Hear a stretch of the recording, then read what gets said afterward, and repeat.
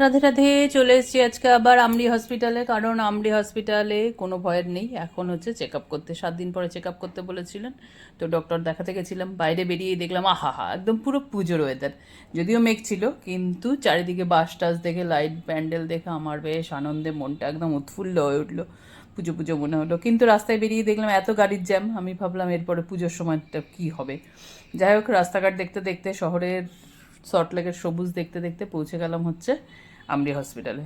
হসপিটালে গেলেই হবে না, গেলে তো ওখানে আবার ডক্টরের জন্য ওয়েট করতে হয়, এটা তো একদম মাস্ট।